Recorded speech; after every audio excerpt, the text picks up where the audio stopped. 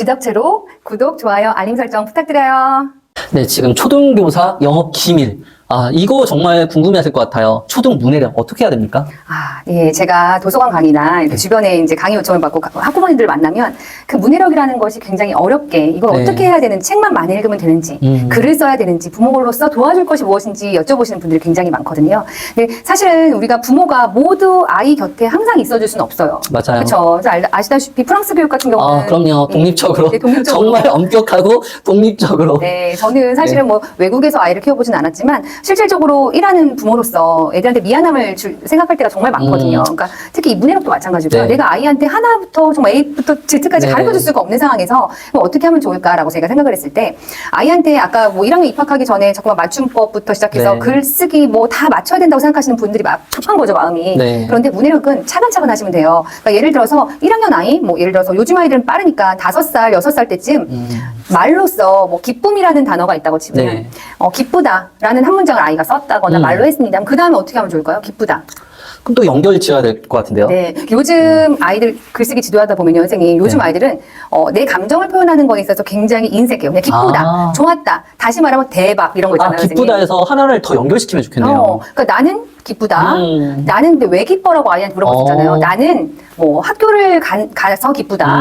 근데 뭐 학교를 가면 왜 기뻐? 나는 학교 가는 길에 친구를 만나서 꿈남샘을 만나서 기쁘다. 문장 이어지기네요. 네, 나는 학교를 가는 길에 꿈남샘하고 같이 문방구에 가서 기쁘다.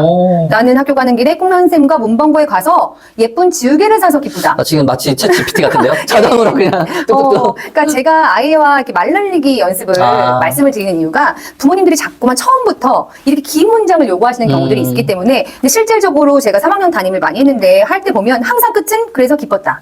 결론은 그래서 슬펐다. 이렇게 되거든요. 너무 단조롭게. 단조롭게 자기의 감정을 그 안에다 가두는 경향이 있어요. 그래서 이런 거 한번 천천히 해주시고요. 또 하나는 우리가 아까 글 쓰는 거는 관찰이라고 했어요. 네. 문해력이 좋은 아이들이 글도 잘 쓰는데 부모님들이 일기 지도나 이런 글쓰기 지도를 하실 때 이렇게 그냥 바로 넘어가시는 안타깝지만 넘어가시는 부분이 뭐냐면 날씨 같은 것을 표현할 때 아시다시피 일기장에 그렇죠. 해가 있다, 구름이 있다, 뭐 비가 내린다 이렇게 하잖아요. 그렇게 하지 마시고 관찰이에요. 관찰하셔야 돼요. 해가 떴는데 어떻게 떴나?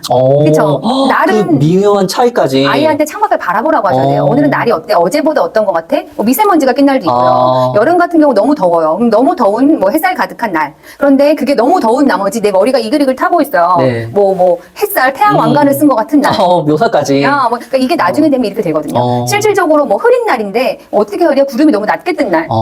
정말 자기 가까운 곳에서부터 시작하네요. 관찰을 하시면 돼요. 일기라는 것이 별것이 있으니까 내 기분, 내 감정, 내가 오늘 뭘 했는지를 표현하는데 아이들이 정말 많은 실수가 아침 9시부터 시작해서 난 학교에 와서 뭘 했고 밤에 이렇게 잤다가 일기라고 생각하는 사람들이 있어요. 일기 맞는데요. 그거는 기록문이에요, 사실은.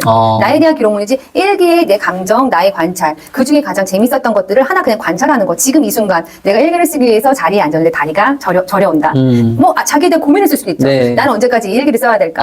나 일기 숙제가 너무 싫다. 이것도 자기의 그 감정이잖아요. 그러니까 저는 문해력과 글쓰기가 하나라고 생각하기 때문에 부모님들께서 책을 많이 읽히시는 거 물론 중요한데 그 책을 읽히시는 방법 중에 하나가 이렇게 책을 읽고 나서 자기 감정을 관찰해서 쓸 수 있는. 그러니까 보통의 경우는 줄거리만 쭉 쓰는 경우가 많잖아요. 그렇죠. 그것보다 더 중요한 건 관찰해서 감정을 써라. 네, 감정을 쓰는데 그 방법 중에 하나가 선생님 책을 잘 읽었다는 건 어떤 의미일까요?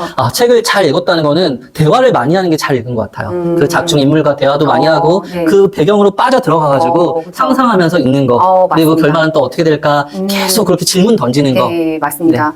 한 10년 후에 그 책을 기억이 나실까요? 10년 후에 그와 나눴던 대화가 기억이 나실까요? 결국에는 기록하는 수밖에 없을 것 같아요. 네. 금빛 문장 딱 찾아가지고 기록하고 내 감정 쓰고. 근데 아이들이 10살밖에 안 산 아이들은 그럼 어떻게 해야 될까요? 10살밖에 안 됐다면 어떻게 해야 될까요? 저는 우리 부모님들이 너무 모범적으로 우리가 살아오는 걸 강요받았잖아요. 그렇죠. 그러다 보니까 자꾸만 책에 책임을 지려고 해요. 그냥 내버려둬라. 네, 책은 나를 몰라요. 책은 우리 가정을 모르고 책을 사서 내 아이가 책의 표지만 보든 중간만 보든 책에 낙서하든 아무도 나한테 관심이 없는데요. 그래서 저는 그런 말씀을 드리고 싶어요. 책을 잘 읽는다는 것이 처음부터 끝까지 앉아서 정독한다. 물론 잘 읽는 거지만 그것만이 잘 읽는 건 아니다. 책에 대한 이해, 아까 말씀하셨지만 작가와의 대화를 할 수도 있고 해서 방법 중에 하나는 책 표지만 보고 질문을 10개 만들자. 근데 아이들은 질문을 만드는 걸 좋아하는데 대답하는 걸 싫어하거든요. 시험 문제 같잖아요. 네, 맞아요. 대답하는 걸 싫어하기 때문에 아이한테 그냥 질문만 만들라고 하면 돼요. 어떤 책 표지를 보고 질문만 만들어보자. 혹은 제가 존경하는 이어령 선생님께서 그렇게 말씀하셨어요. 책을 읽는다는 것은 처음부터 끝까지 읽는 게 아니라 책의 어느 중간 부분을 딱 펴서 나한테 감동을 주는 문장이 있으면 네. 그것만으로도 족하다. 아, 예, 그러니까 이런 한 말씀하셨거든요. 권이라는 거에 선입견을 깨라. 네, 깨라. 아. 저는 그게 너무 중요하다고 생각하는 게 가운데 책을 딱 넘겼을 때 그게 어떤 교육이 되냐, 문해력과 관련해서 어떤 교육이 되냐면 그 한 페이지만 읽는 거예요. 그러면 아이가 그 앞과 뒤를 예상해서 이야기 한번 해보는 거예요. 이 앞에는 어떤 이야기가, 그 다음에 어떤 이야기, 내가 작가가 되는 거죠. 네. 한 번에 두 가지를 얻을 수 있어요. 아이가 이 책을 읽고 생각할 수 있고 또 쓸 수 있죠. 작가로 데뷔할 수도 있죠. 한 페이지 하나만 보고 그리고 또 그 책을 읽고 내 감정을 글로만 쓰라고 하시잖아요. 그렇죠. 사실은. 그런데 네. 그 감정의 거리를 표현할 수도 있어요.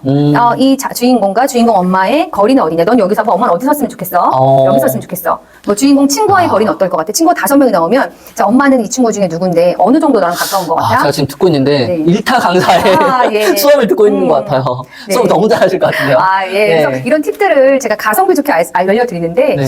부모님들이 좀 따라 하셨으면 좋겠고요. 뭐 그런 거 있잖아요. 한 페이지를 딱 폈어요. 그래서 아이가 혼자서 이게 판토마임은 아니지만, 네. 요거에 대한 한 장면을 이렇게 정지동작으로 표현해보는 거예요. 가족 독서를 했다고 치면, 그 가족 독서 우리가 알잖아요. 그 내용을. 네. 그러니까 이 아이가 지금 표현하고 있는 것이 어느 부분인지를 가족이 스피드로 맞추는 거예요. 이런 것들도 아이에게 독서를 잘하고 문해력을 키울 수 있는 하나의 방법이죠. 그러니까 집중하면서 이렇게 되죠. 혹시 이런 거 관련된 책을 지금 출간하셨나요? 예. 제가 인문교양서 50, 편집교사가 내 아이에게 네. 몰래 익히고 싶은 인문교양서 50을 출간을 했는데요. 네. 여기 안에 이런 팁들이 많이 들어있습니다. 너무 많이 도움될 것 같네요. 네. 맞습니다.